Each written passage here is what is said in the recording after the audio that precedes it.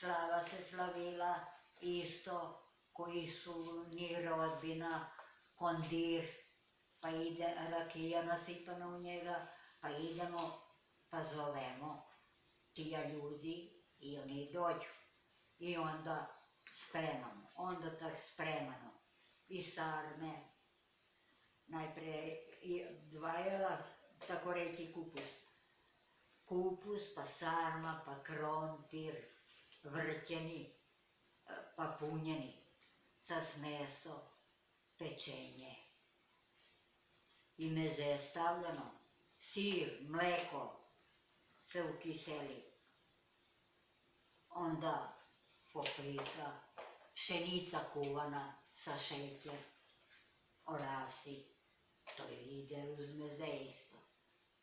I vino i rakija, sokovi nisu imali, najpre voda i gruda šećer, onda kava, pa rakija i vino dolazi na posledku. Opišite nam kakav je život u selu.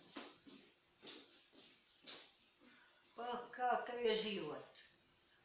Razan, ko je bolj gazda, bolje sprema, bolje živi. Ko je tak imalo i siromaštvo, tak nisu imale službe, ne ništa. Živeli bedno, ni za levnema da znajde, samo od poljoprivredu se živelo, naprimjer.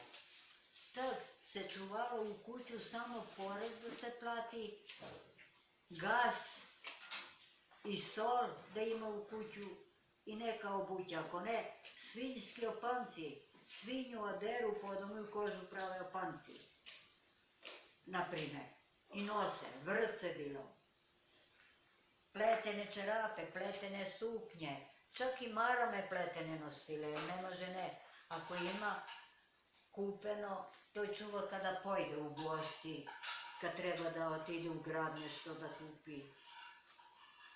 Ali to je sve slabo bilo. Ponajveće ručan grad.